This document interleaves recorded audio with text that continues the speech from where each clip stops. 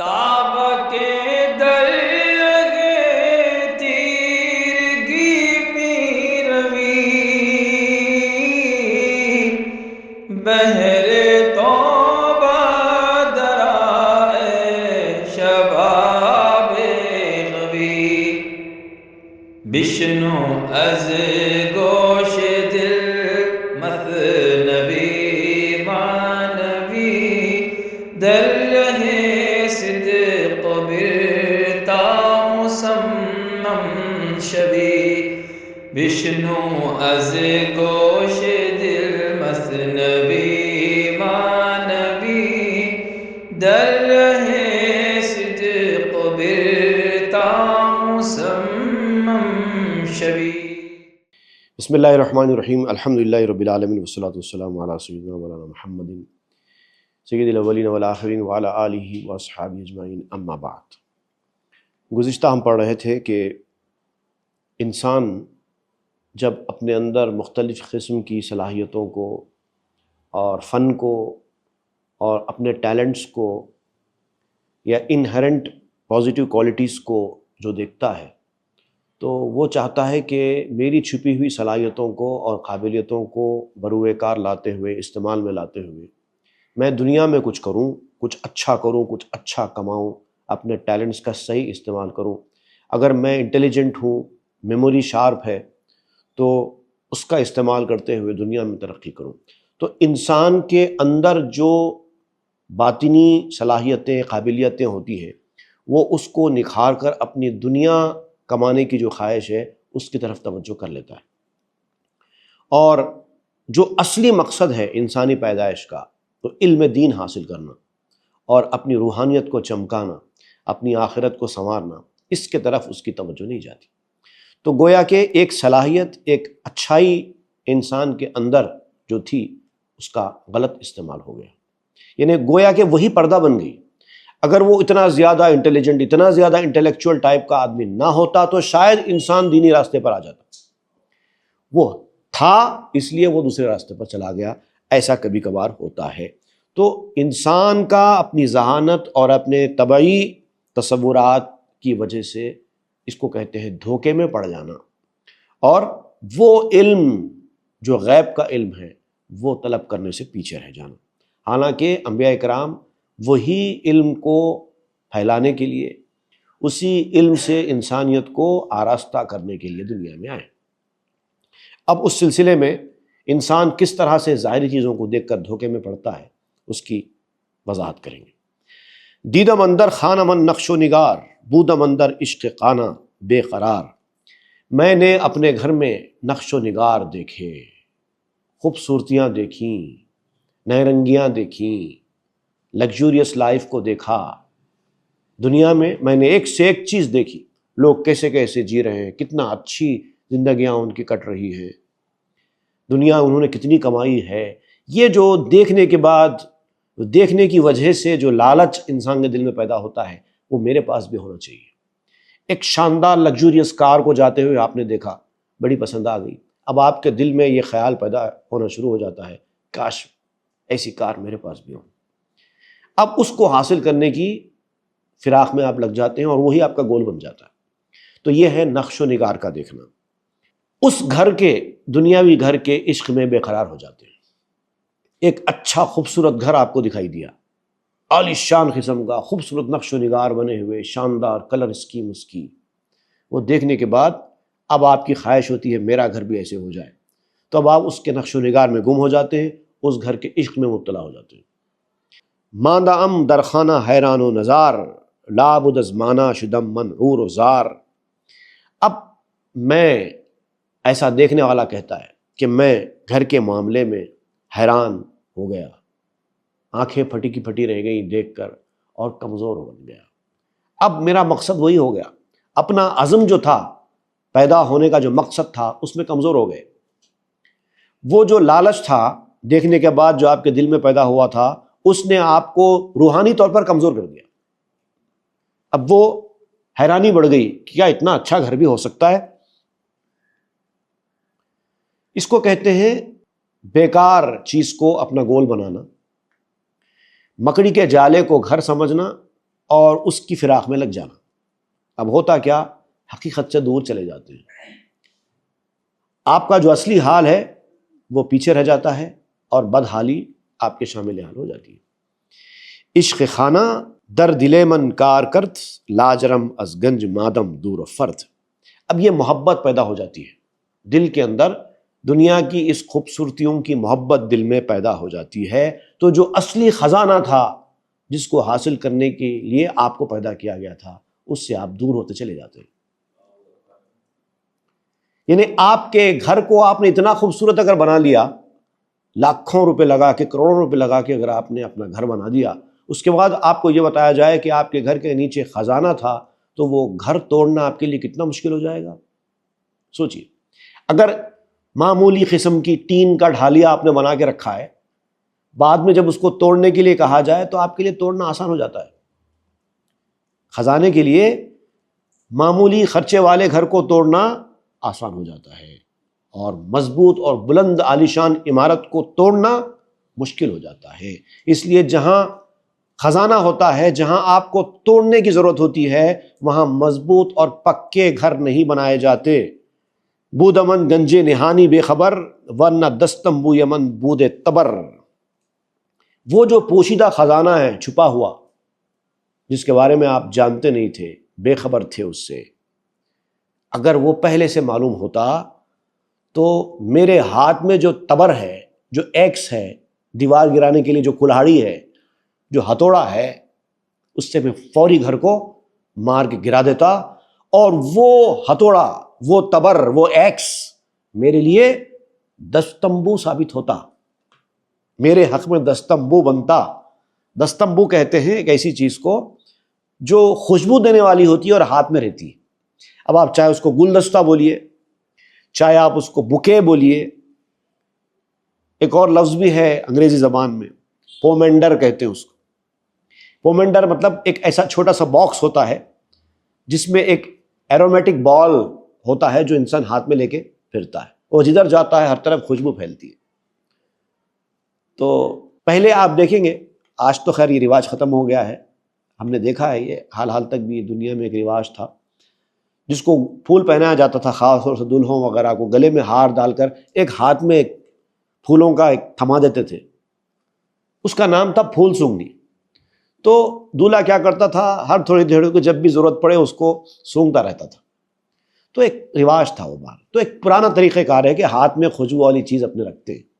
تو یہ بکے جو دیا جاتا ہے، اگر وہ اوریجنل پھولوں کا ہے تو پھر تو اس مقصد کو پورا کرتا ہے، لیکن اگر آرٹیفیشل پھولوں کا ہے تو پھر تو وہ ایک دکھاوا ہے، چپ ایک شو ہے بس، اور کچھ نہیں۔ تو یہ پرانا، اس کو کہتے ہیں دستمبو فارسی میں۔ تو آپ کہتے ہیں کہ وہ جو تبر میرے ہاتھ میں ہے وہ میرے حق میں دستمبو ثابت ہو جاتا تھا، میں فوری گرا دیتا تھا اور فائدہ اٹھا لیتا تھا۔ آہ اگر دادے تبر را دادا میں، زما غمرا تبر را دادا میں۔ اب یہاں پر الفاظ کا بڑا خوبصورت استعمال آپ کر رہے ہیں۔ ایک جگہ کہتے ہیں، ایک مصرے میں کہتے ہیں تبر را، اور دوسری طرف کہتے ہیں تبرا، دونوں الگ الگ الفاظ ہیں۔ یہ تبر اور را یہ دو الگ الگ الفاظ ہیں، اور دوسرا تبرا ایک لفظ ہے۔ اب دیکھیے آپ، آہ اگر دادے تبر را دادا میں، زما غمرا تبرا دادا میں، یہ آپ نے استعمال کیا۔ افسوس اگر میں اپنے پاس اس رکھے ہوئے تبر کی قدر کر لیتا، اس ایکس کی قدر کر لیتا، اس کلہاڑی کی قدر کر لیتا جس سے گھر گرایا جانا تھا، تو اس وقت میں غم کا تبرا نہ پڑتا۔ اب جو میں پریشان ہوں، غم کر رہا ہوں، حسرت کر رہا ہوں، افسوس کر رہا ہوں، کاش میں وقت پہ اپنا گھر گرا دیا ہوتا۔ میرے ہاتھ میں کلاڑی تھی، میرے ہاتھ میں سبل تھا، لیکن میں نے گھر گرانے کے لیے اس کا استعمال نہیں کیا، اور آج میں غم میں مبتلا ہوں۔ تو اگر اس وقت میں نے اس تبر کا صحیح استعمال کیا ہوتا اور گھر گرا کر خزانہ حاصل کر لیتا، تو آج میں اس غم میں مبتلا نہ ہوتا، غم پہ تبرہ پڑھ دیتا۔ تبرہ کرنا کہتے ہیں کہ کسی کو گالی گلوچ کرنے کو، برا بھلا کہنے کو، بد دعا کرنے کو، تو میں غم پہ تبرہ پڑھ دیتا، غم میرے ساتھ نہ ہوتا، غم بھاگ جاتا، آج میں غم میں مبتلا نہ ہوتا۔ چشم را بر نقش می انداختم، ہم تو طفلاں عشق ہا می باختم۔ اصل میں معاملہ کیا تھا کہ یہ جو نقش و نگار مجھے دکھائی دیے تھے، دنیاوی نیرنگیاں، دنیاوی لگژری، یہ شاندار بلڈنگ، شاندار کار، شاندار صوفے، شاندار ٹائلز، ایک ایک چیز شاندار جو آنکھوں کو خیرہ کر دے، حیران کر دے، اس پر میری نظر جا کے جم گئی تھی نا۔ اگر میں نے اس نقش و نگار پر اپنی آنکھ جما دی تو بالکل ایسے ہی ہوا میرے ساتھ جیسے بچے، چھوٹے بچے ایک ایک چیز کو دیکھ کر یہی خواہش کرتے ہیں ہم کو ہونا۔ کوئی بھی چیز بچوں کو اگر پسند آ جاتی ہے، فوری ماں باپ کے پاس آ کے کہتے ہیں ہم کو ویسے ہی ہونا، اور ضد کرنے لگتے ہیں۔ ماں باپ بعض وقت یہ جانتے ہیں کہ یہ چیز بچے کے لیے اچھی نہیں ہے، وہ نہیں دیتے ہیں، لیکن بچہ ضد کرتا ہے مجھے یہ ہونا، کیونکہ اس کو پسند آ گئی، نظر جا کے اس پر ٹک گئی۔ تو جس چیز پر نظر ٹک جاتی ہے اور انسان کو خواہش ہوتی ہے کہ بس وہ مجھے ہونا، تو مولانا روم کہتے ہیں کہ وہ بچوں کی ضد ہے۔ سمجھدار لوگ ویسا نہیں کرتے، ماں باپ نہیں دے رہے ہیں اس کو، کیونکہ ماں باپ کو معلوم ہے کہ وہ چیز بچے کے لیے نقصان دہ، کیونکہ وہ سمجھدار ہے۔ بچہ سمجھدار نہیں ہوتا، وہ تو ضد کرے گا ہی کرے گا۔ لیکن جو ماں باپ بھی بچے کی طرح کم عقل ہوتے ہیں، وہ نقصان دہ چیز بھی بچوں کو دے دیتے ہیں، کیونکہ ابھی ان کی عقل پختہ نہیں ہے، بچوں کی طرح کی عقل ہے۔ تو جو چیز آپ کو دکھائی دی، اگر آپ کی نظر جا کے اس پہ جم گئی اور دل میں خواہش پیدا ہوئی کہ مجھے بھی ایسا ہونا، تو سمجھ لو کہ ابھی آپ کا مزاج بچکانا ہے، ابھی پختگی نہیں آئی ہے۔ بس نکو گفتاں حکیم کامیار، کہ تو طفلی خانہ پر نقش و نگار۔ اس حکیم، حکمت والے، ماہر انسان نے کیا ہی خوب کہا ہے، بڑی پیاری بات کہی ہے۔ حکیم کامیار سے یہاں پر آپ حکیم سنائی کی طرف اشارہ کر رہے ہیں۔ اس سے پہلے بھی ان کا ذکر مثنوی میں کئی بار آیا ہے، مولانا روم ان کے بہت بڑے فین تھے حکیم سنائی۔ تو وہاں پر حکیم سنائی کے ایک قول کا حوالہ دیتے ہوئے آپ کہتے ہیں کہ اس حکیم میں دانا نے، عقل مند آدمی نے بڑی پیاری بات کہی ہے کہ تو طفلی خانہ پر نقش و نگار، کہ تو ابھی بچہ ہے اور یہ دنیا نقش و نگار سے بھری ہوئی ہے۔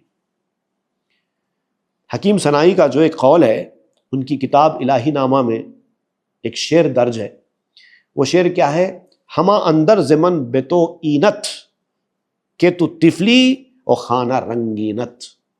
اس کی طرف آپ اشارہ کر رہے ہیں۔ دنیا کی ایک ایک چیز مجھے یہ کہہ رہی ہے، بتا رہی ہے کہ اے انسان تو ابھی بچہ ہے، اور یہ جو گھر ہے وہ رنگین ہے، اور تیری جو بچے والی نظر ہے اس رنگینی میں جا کے ٹک رہی ہے۔ مطلب دنیا اپنے آپ کو اس طرح سے خوبصورت بنا کر تمہارے سامنے ظاہر کر رہی ہے کہ تمہاری آنکھیں چندیا رہی ہیں اور دنیا کی طرف اٹریکٹ ہو رہی ہیں، اور تم چاہتے ہو کہ مجھے بھی یہ چیز مل جائے۔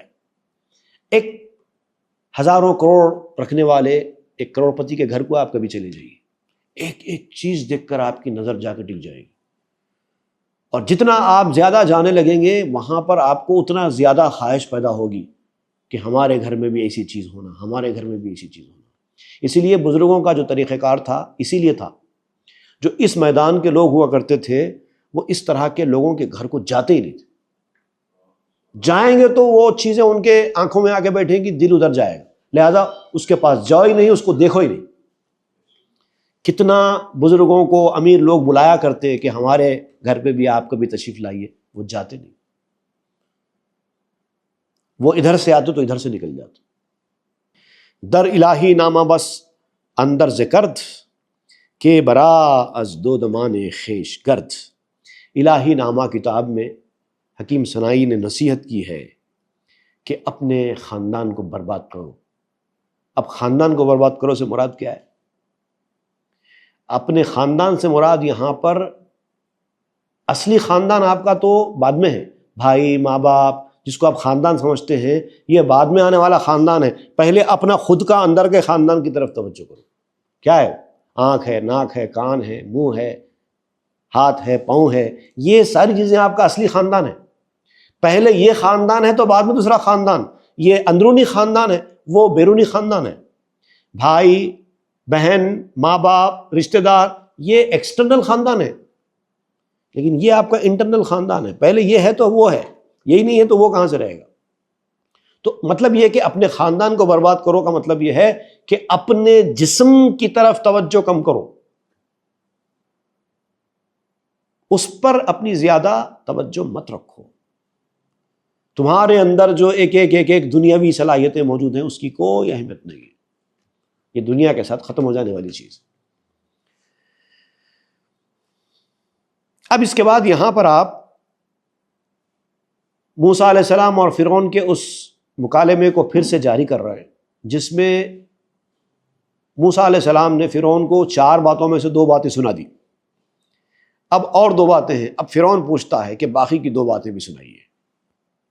بس کنے موسیٰ بگو وعدہ سوم کہ دلے من زسترابش گشت گم. اب فرعون نے موسیٰ علیہ السلام سے کہا کہ اے موسیٰ، آپ نے 2 باتیں بیان کر دی اور بہت تفصیل سے بیان کی، اب یہ سب تفصیل روک دیجئے، مجھے وہ بتائیے تیسرا کیا ہے، تیسرا وعدہ جو مجھے ملے گا وہ تیسرا کیا ہے؟ کیونکہ میرا دل اب وہ تیسرے کو جاننے کی پریشانی میں گم ہو گیا ہے، اتسک ہو گیا ہوں میں وہ تیسرا چوتھا جاننے کے لیے. اب 2 تو آپ نے بیان کر دیے اور کافی طویل اس کی شرح بھی کر دی، اب اس کے بعد مجھے بے چینی ہو گئی ہے تاکہ تیسرا اور چوتھا بھی جانوں. گفت موسیٰ آسوم ملک دو جہان خالصس خصب ادو. اب حضرت موسیٰ علیہ السلام نے تیسرے کے بارے میں فرمایا کہ وہ چیز ہے دوہری حکومت، ڈوئل گورننس، ڈبل حکومت ملے گی تجھے، اس دنیا کی بھی اس دنیا کی بھی. ابھی تک تو اس دنیا کی حکومت کر رہا ہے، لیکن میری بات سننے کے بعد، میری باتوں پر عمل کرنے کے بعد جو تیسری چیز تجھے حاصل ہوگی وہ ہے دونوں جہاں کی حکومت. اور اس حکومت میں فرق ہے، بہت بڑا فرق ہے. ایک تو یہ حکومت ایک وقت چلے جانے والی ہے، وہ حکومت ہمیشہ کے لیے ہوگی. اور پھر اس حکومت میں تمہارے ساتھ تمہارے دشمن ہیں، تمہارے مخالفین بھی ہیں. اس حکومت میں کوئی دشمن، کوئی مخالف نہیں ہوگا. بیشتر زاں ملک ککنو داشتی کاں بود اندر جنگ و ای در آشتی. اور وہ جو سلطنت ہے وہ اس سلطنت سے کہیں بڑی ہے. یہ سلطنت جو تیرے پاس اس وقت ہے یہ اس کے سامنے بہت چھوٹی ہے. اور دونوں میں فرق کیا ہے؟ یہ حکومت جنگ میں ہے ہمیشہ. جو حکومت کرنے والے سلاطین ہوتے ہیں، بادشاہ ہوتے ہیں، وہ ہمیشہ جنگ کی حالت میں ہی رہتے ہیں. کبھی اندرونی جنگ چلتے رہتی ہے رعایا کے ساتھ، کبھی مالی پریشانیاں چلتی رہتی ہیں، کبھی پالیسی کے مسائل چلتے رہتے ہیں، کبھی ایکسٹرنل پرابلمز رہتے ہیں.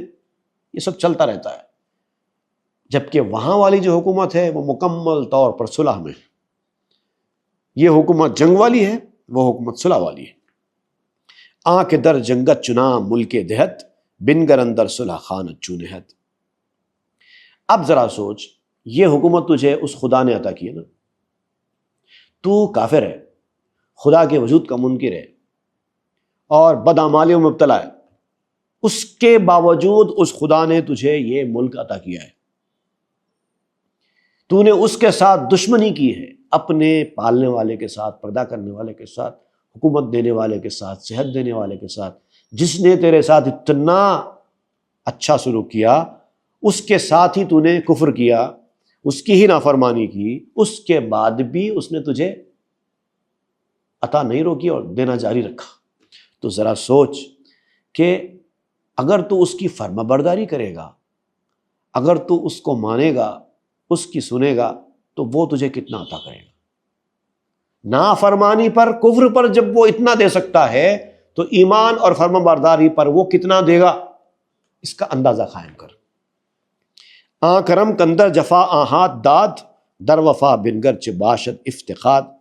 جس کرم نے اللہ کے ظلم کے باوجود، گمراہی کے باوجود تجھے اتنا سب کچھ دیا، تو غور کر وفاداری کے راستے میں تجھے کتنا ملے گا، تیری کتنی دل جوئی ہوگی، تیرا کتنا دل رکھا جائے گا، کتنا تیرا کیئر کیا جائے گا.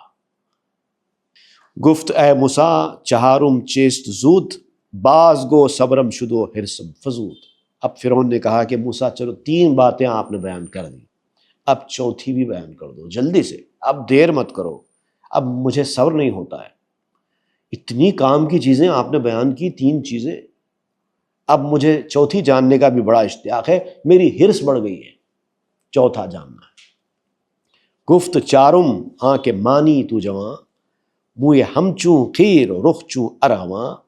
اور موسیٰ علیہ السلام نے 4تھی بات یہ بتائی کہ تو ہمیشہ جوان رہے گا۔ اب اس دنیا میں ایک وقت تک تو جوان ہے، اس کے بعد پھر بڑھاپا آئے گا، کمزور ہوتا چلا جائے گا، پہلے جسمانی کمزوری آئے گی، پھر اس کے بعد نفسیاتی، عقلی، ہر قسم کی کمزوریاں آتی چلی جائیں گی، بوڑھا ہو جائے گا۔ لیکن وہ حکومت ایسی ہوگی، وہ دنیا ایسی ہوگی جس میں تو جائے گا تو بڑھاپے کا کوئی تصور نہیں، ہمیشہ ہمیشہ جوان رہے گا، ہمیشہ ہمیشہ خوبصورت رہے گا۔ منہ ہمچو خیر، بال قیر کی طرح ہوں گے، تارکول کی طرح ہوں گے، ڈامبر کی طرح ہوں گے، پچ کہتے ہیں ایک دم ڈارک ہوتا ہے، کالے۔ اب یہاں کیا ہے، کچھ وقت تک بال کالے، اس کے بعد آہستہ آہستہ سفید ہونا شروع ہو گئے، اور ایک وقت کے بعد پورے سفید ہو گئے۔ وہاں ایسا نہیں ہے، ہمیشہ کالے رہیں گے، وہ بھی ڈامبر کی طرح کالے رہیں گے۔ رخ چوں ارغواں، ارغواں کہتے ہیں ایک خاص قسم کا پھول ہوتا ہے، اس کو گل بابونا کہتے ہیں طب کی میڈیسن کی لینگویج۔ یہ گل بابونا میڈیسن یونانی میڈیسن میں بہت زیادہ استعمال میں آتا ہے، مختلف اس کے طبی فائدے بھی ہیں، لیکن یہاں پر آپ طبی فائدوں کے لیے نہیں بلکہ اس کی خوبصورتی کے لیے، اس کے لال پن کے لیے استعمال کریں، بہت زیادہ لال ہوتا ہے، جوڈاس ٹری کا پھول کہا جاتا ہے۔ تو آپ کے بال ڈامبر کی طرح کالے رہیں گے اور آپ کا چہرہ گل بابونا کی طرح ہمیشہ لال لال کھلتا کھلتا رہے گا۔ رنگ بو در پیش ماں بس کاسدست، لیک تو پستی سخن کر دیم پست۔ اب یہ جو بھی میں نے بیان کیا ہے کہ 4 فائدے، اس کے اندر یہ خوبصورتی کا جو 4تھا ذکر کیا ہے کہ آپ نہ صرف یہ کہ جوان رہیں گے بلکہ خوبصورت رہیں گے ہمیشہ، یہ بھی میں تیرے سمجھانے کے لیے کہا ہے، کیونکہ انسان ان چیزوں کی طرف راغب ہوتا ہے۔ انسان اپنے بالوں کو کالا کرنے کے لیے، اپنے چہرے کی خوبصورتی بنائے رکھنے کے لیے کیا کیا نہیں کرتا، حالانکہ انسان کی صحت کا، انسان کی کمائی کا، انسان کی خوشحالی کا بالوں کے کالے ہونے سے کوئی تعلق نہیں ہے۔ بہت سارے سفید بال والے لوگ بھی خوبصورت ہوتے ہیں اور بہت سارے کالے بال والے بھی بدصورت ہوتے ہیں۔ تو بالوں سے خوبصورتی کا کوئی تعلق نہیں ہے، بالوں سے انسان کی صحت مندی کا کوئی تعلق نہیں ہے، اور بالوں سے روحانیت کا تو کوئی تعلق ہونے کا سوال ہی نہیں ہے۔ اور ہم لوگ چونکہ نبی ہیں، ہماری ساری توجہ باطن کے طور پر رہتی ہے، ظاہری طور پر تو رہتی نہیں ہے، ہم لوگ ان دنیاوی چیزوں کی، دنیاوی نعمتوں کی طرف توجہ کرتے ہی نہیں ہیں۔ تو پھر اب یہ 4تھی بات کا کیوں ذکر کر رہے ہیں کہ وہاں پر ایسا ہوگا، جوان رہیں گے، خوبصورت رہیں گے؟ تو موسیٰ علیہ السلام کہتے ہیں کہ یہ جو رنگ و بو ہے، یہ ایکسٹرنل فینومینن ہے، یہ جو ہینڈسمنس ہے جس کا میں ذکر کر رہا ہوں، اس کے ہمارے پاس تو اس کی کوئی اہمیت نہیں ہے، یہ ہمارے پاس بے قیمت چیز کا نام ہے، لیکن تو گھٹیا ہے نا، تو گھٹیا سوچ والا ہے، اسی لیے ہم کو گھٹیا بات کہنی پڑتی ہے تجھے سمجھانے کے لیے، تو اس چیز کی طرف اٹریکٹ ہوتا ہے نا، اسی لیے ہم کو یہ بات بیان کرنی پڑتی ہے۔ افتخار از رنگ و بو و از مکاں، ہست شادی و فریب کودکاں۔ اب یہ رنگ و بو پر فخر کرنا، یہ ایکسٹرنل فینومینن پر فخر کرنا، یہ دنیاوی نعمتوں پر فخر کرنا، مکان اور دولت پر فخر کرنا، یہ ہماری نظر میں چھوٹے بچوں کی خوشی ہے اور دھوکہ ہے۔ چھوٹے بچوں کو خوش کرنے کے لیے دیکھیے، بعض وقت بچے کسی معاملے میں ضد کرتے تو ان کو 1 2 4 10 20 روپے کے کھلونے لا کے ہاتھ میں دے دیا جاتا ہے اور وہ خوش ہو جاتے ہیں۔ بچہ اگر کسی ایسی چیز کا مطالبہ کرے ماں باپ سے کہ جو ہزاروں کی ہے، تو ماں باپ نہیں دلاتے اس کو، اور خاص طور سے اس وقت جب کہ وہ چیز بچوں کے لیے نقصان دہ بھی ہے، جیسے کوئی سبل ہے یا کوئی خطرناک نقصان پہنچانے والی کوئی چیز ہے اور بچے ضد کریں مجھے یہ ہونا، ماں باپ لے کے آ کے چھوٹے بچوں کے ہاتھ میں سبل پکڑا دیتے ہیں یا چاقو پکڑا دیتے ہیں۔ بچہ اگر ضد کر رہا ہے مجھے گن چاہیے، اوریجنل گن AK-47 چاہیے، ضد کر رہا ہے، تو بچے کے ہاتھ میں دے دیں گے آپ؟ چاہے کتنا ہی ضد کرو نہیں دیں گے۔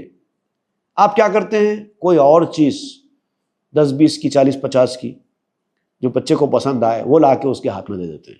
اب وہ بچہ لے کے خوش ہو جاتا ہے، بھول جاتا ہے وہ جو اس نے مطالبہ کیا تھا، اس کو بھول جاتا ہے، وہ اس میں پڑ جاتا ہے. وہی حال ان لوگوں کا ہے جو دنیاوی نعمتوں کو، دنیاوی مال و دولت کو لے کر خوش ہو جاتے ہیں.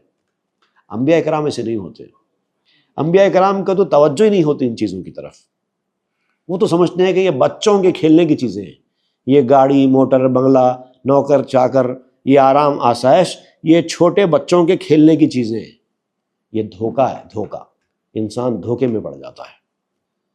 چونکہ با کودک سرو کارم فتاد، ہم زبان کودکاں باید کشاد. چونکہ میرا واسطہ بچے سے پڑ گیا ہے، بچے کی عقل والے سے اس وقت میرا واسطہ پڑ گیا ہے. اے فرعون، تو میری نظر میں بچے کی عقل والا ہے، اور تیرے ساتھ اس وقت میرا سابقہ ہے نا، تجھ سے میں بات کر رہا ہوں، تو پھر مجھے بھی بچوں کی طرح کی بات کرنی پڑے گی نا. بھئی انسان جس کے ساتھ بات کرتا ہے اس کے لیول سے بات کرے گا نا، اپنے لیول سے تھوڑی بات کرے گا. موسیٰ علیہ السلام جب فرعون سے بات کریں گے تو موسیٰ علیہ السلام اپنے لیول سے بات کریں گے یا فرعون کے لیول سے بات کریں گے؟ ظاہر بات ہے. عربی میں ایک مشہور کہاوت بھی ہے، کلم الناس علی قدر عقولہم لا علی قدر عقولکم حتی لا یکذب اللہ ورسولہ. یہ بھی کہا گیا ہے تفصیلی طور پر. لوگوں کو ان کی عقلوں کے مطابق بات کرو، اپنی عقلوں کے مطابق بات مت کرو، ورنہ لوگ اللہ رسول کو بھی جھٹلا دیں گے، بات سمجھ میں نہیں آئے گی. اگر ایسی باتیں کہی جائیں جو لوگوں کو سمجھ میں ہی نہ آئیں تو لوگ بھٹک جاتے ہیں. اور ایسا بہت ہوا ہے دنیا میں. ہر کسی کے سامنے ہر بات کہہ دی جائے تو آدمی چونکہ سمجھ نہیں پاتا بھٹک جاتا ہے. اسی لیے مولانا روم نے بھی مثنوی میں جو باتیں لکھی ہیں وہ مولانا روم کے اپنے معیار کے حساب سے نہیں لکھی، بلکہ سمجھنے والوں کے معیار کے حساب سے لکھی. اور یہاں پر بھی میں جو اس کو ایکسپلین کر رہا ہوں وہ میرے حساب سے ایکسپلین نہیں کر رہا ہوں، آپ کے حساب سے ایکسپلین کر رہا ہوں. کیونکہ جس سے بات کی جاتی ہے اس کے لیول پر بات کرنی پڑتی ہے، نہیں تو پھر کمیونیکیشن سکسیسفل نہیں ہوگا. اور انسکسیسفل کمیونیکیشن سے کوئی فائدہ نہیں ہے. کہ برو کتاب تا مرغت خرم یا مویزو جوز فسقت آورم. چھوٹے بچوں کو کہا جاتا ہے کہ بچہ جب اسکول جانے کو ضد کرتا ہے، نہیں جانا چاہتا ہے کہ میں اسکول نہیں جانا چاہتا، مجھے چھٹی چاہیے، میں آج گھر میں آرام کرنا چاہتا ہوں، تو بچوں کو یہ تو نہیں کہا جاتا کہ بیٹا تم اسکول جاؤ، تمہارا فیوچر اچھا ہوگا، تم بڑے آدمی بنیں گے، تم ڈاکٹر بنیں گے، تم انجینئر بنیں گے، تم کسی بڑی کمپنی کے CEO بنیں گے، یا کوئی کسی بڑے ادارے کے جنرل مینیجر بنیں گے، اور اچھی تمہاری انکم ہوگی، اچھی سیلری ہوگی. یا پھر اور کچھ زیادہ بیان کریں تو تم کلیکٹر بن سکتے ہیں اگر کوئی کمپٹیٹیو ایگزام میں ترقی کرے تو، یا پھر میونسپل کمشنر بن سکتے ہیں، یا پھر پولیس کمشنر بن سکتے ہیں، جیسے کہ IAS IPS آفیسرز وغیرہ ہوتے ہیں. بچے کو کچھ سمجھ میں آئے گا؟ بیکار بات ہے. اگر ماں باپ چھوٹے بچے کے سامنے اگر یہ باتیں کرے تو کمشنر بنے گا، تو CEO بنے گا، اس کو کچھ بھی سمجھ میں نہیں آئے گا. تو وہ بچے کے سامنے یہ بات نہیں کرتے، بچے کی عقل کے مطابق بات کرتے ہیں. اس کے سامنے کیا کہتے ہیں؟ بیٹا اسکول کو جا، تیرے لیے میں ایک پرندہ خرید کے لاؤں گا، تجھے ایک بیٹ دوں گا، تجھے ایک اچھا بال لا کے دوں گا، یا پھر تیرے لیے منقع خرید کے لاؤں گا، یا پھر اخروٹ کھلاؤں گا، پستہ کھلاؤں گا. جو بچہ جانتا ہے، جس کا خواہش مند ہے، اس کا ذکر کرتے. تو جس سے بات کرتے ہیں اس کے لیول سے بات کرتے ہیں. جو شباب تن نمیدانی بگیر ہی جوانی را بگیر اے خر شاعر. جسم کی جوانی کے علاوہ تو کچھ سمجھتا ہی نہیں ہے نا، اسی لیے وہی بات تجھے بتائی جا رہی ہے. اگر میں روحانی ترقی کی بات کروں تو تم سمجھے گا؟ تو جانتا ہی نہیں ہے، نہ روح کو جانتا ہے نہ روحانی ترقی کو جانتا ہے. یہ کیا بیان کروں گا تجھے میں؟ اسی لیے چونکہ تو جسم کو جانتا ہے، خوبصورتی کو جانتا ہے، جوانی کو جانتا ہے، اسی لیے میں خوبصورتی جوانی کی بات کر رہا ہوں. اور گدھوں کی طرح کی بات کرنی پڑتی ہے. گدھے کو کیا چاہیے اس کو وہی دینا پڑتا ہے. ہیچ آجنگے نیفتت بر رخت تازہ ماند ای شباب فر رخت. اسی لیے میں نے تجھ سے کہا کہ میری بات سن لے، ایسا دور آئے گا کہ تیرے چہرے پر کوئی جھرری نہیں پڑے گی، یہ تیری جو جوانی ہے مبارک جوانی ہمیشہ رہے گی۔ نئے نژندے پیریت آیت برو، نئے قدے چوں سرو تو گردت دوتو، نہ تیرے اوپر بڑھاپے کی ذلت آئے گی، کبھی تو بڑھاپے کی ذلت کا شکار ہوگا، اور نہ تیرا جو اونچا قد ہے، آج جو فل ہائٹ کے ساتھ تو اکڑ کر چلتا ہے، وہ کبھی جھکے گا بھی نہیں، ورنہ بڑھاپے میں اچھوں کی گردنیں اور کمر جھک جاتی، نہیں جھکے گا۔ نئے شود زورے جوانی است کم، نئے بدنداں ہاں خلل ہا یا علم، یہ جو تیرے اندر جوانی کا جو زور ہے یہ کبھی نہیں گھٹے گا، اسی طرح کی قائم رہے گی تیری جوانی، نہ دانتوں میں تیری کبھی خرابی پیدا ہوگی، نہ کسی قسم کی تجھے تکلیف آئے گی۔ نہ کمی در شہوتو تمسو بیال، کہ زنا را آیدس ضعفت ملال، یہ جو تیری شہوت ہے، یہ جو تیرا لسٹ ہے جوانی میں تیرے اندر پیدا ہوتا ہے، لبٹس، نہ اس میں کوئی کمی آئے گی، نہ یہ تیرا انٹرنل جو پاور ہے، سیکشول ڈیزائرز ہیں، یہ جو پاور ہے نہ اس کے اندر کوئی کمی آئے گی، نہ تیرا میریٹل یونین جو ہے، بیال کہتے ہیں میریٹل یونین کو، آپسی تعلقات میاں بیوی کے، اس کے اندر کوئی کمزوری پیدا نہیں ہوگی، ہمیشہ اسی طرح برقرار رہے گا۔ یہ باتیں بولنا پڑتا ہے تیرے سامنے کیونکہ تو یہی سمجھتا ہے۔ نئے شود مویت سفید و پشت خم، لیک خوش تر لہجہ لہجہ دم بدم، نہ تیرے بال کبھی سفید ہوں گے، نہ تیری کمر کبھی جھکے گی، بلکہ دن بدن اس کے اندر ترقی ہی ہوتی چلی جائے گی۔ دنیا میں انسان کی جوانی ایک وقت کے بعد گھٹتی جاتی ہے، جیسا جیسا عمر بڑھتی جاتی ہے جوانی گھٹتی جاتی ہے، لیکن اس دنیا میں ایسا ہوگا کہ جیسے جیسے عمر بڑھتی جائے گی اور بڑھتی چلی جائے گی اور بڑھتی چلی جائے گی۔ آن چنا بخشایدت فر شباب، کے کشود مجدہ بر اکا شباب، یہ جوانی کی جو شان و شوکت ہے تیری اسی طرح کشادہ ہوتی رہے گی، بالکل اسی طرح جس طرح حضرت عکاشہ پر خوشخبری نے دروازہ کھولا تھا۔ حضرت عکاشہ رضی اللہ تعالیٰ عنہ کا ایک واقعہ احادیث میں مروی ہے کہ ایک مرتبہ حضور صلی اللہ علیہ وسلم نے ان کے سامنے ذکر کیا کہ میری امت میں 70,000 لوگ بغیر کسی حساب کتاب کے جنت میں داخل کر دیے جائیں گے، کوئی سوال نہیں ہوگا ان سے، سیدھا قیامت قائم ہوگی اور ان سے کہا جائے گا کہ سیدھا جنت میں چلے جاؤ بس۔ تو فوری حضرت عکاشہ نے یہ سن کر عرض کے یا رسول اللہ آپ دعا کریں کہ میں بھی اس میں رہوں، آپ میری طرف سے التجا کیجئے کہ میں بھی اس میں سے ہی رہوں۔ تو حضور صلی اللہ علیہ وسلم نے ان کی طرف دیکھ کر فرمایا ہاں تو ان میں سے ہے۔ بس یہ سنتے ہی ایک اور صحابی کھڑے ہو گئے، بولے کہ یہ تو بہترین موقع ہے، انہوں نے تو صرف دعا کرنے کے لیے کہا تھا، یہاں تو کنفرمیشن مل رہا ہے، ایسا موقع بار بار نہیں ملے گا۔ فوری آگے بڑھے کرنے لگے یا رسول اللہ میرے لیے بھی دعا کیجئے۔ تو حضور صلی اللہ علیہ وسلم نے فرمایا عکاشہ بازی لے گیا، جو پہلے آیا جیت گیا، اب بعد میں سنی سنائی کر کے آنے والوں کو وہ مقام نہیں ملے گا، سننے سے پہلے جو آ چکے وہ فائدے میں رہ گئے، اب سننے کے بعد آنے والوں کو وہ مقام نہیں ملنے والا۔ یہ ایک واقعہ حضرت عکاشہ کا ہے کہ عکاشہ بازی لے گیا۔ اسی طرح ایک اور واقعہ بھی ہے جو یہاں پر مولانا روم بیان کریں گے، یہ واقعہ بیان نہیں کر رہے ہیں بلکہ ایک دوسرا واقعہ بیان کر رہے ہیں، وہاں پر بھی حضرت عکاشہ کا معاملہ ہی ہے، اس وقت بھی ایسے ہی ہوا تھا، اس میں بھی حضور صلی اللہ علیہ وسلم نے فرمایا تھا عکاشہ بازی لے گیا، مطلب ایک سے زیادہ مرتبہ حضرت عکاشہ کے ساتھ ایسے ہی ہوا، وہ فوری آگے بڑھے، فوری اپنی سروس پیش کی اور فائدے میں رہ گئے۔ تو پہلی بار جو آتا ہے وہ فائدے میں رہتا ہے، بعد میں دیکھا دیکھی آنے والے کو وہ مقام وہ مرتبہ حاصل نہیں ہوتا۔ اب وہ دوسرا واقعہ کیا ہے حضرت عکاشہ کا، وہ انشاءاللہ ہم آئندہ کے درس میں پڑھیں گے۔ وصلی اللہ تعالیٰ علی خیر سیدنا محمد وآلہ وسلم والحمد للہ رب العالمین۔ تاب کے در لگے تیرگی میں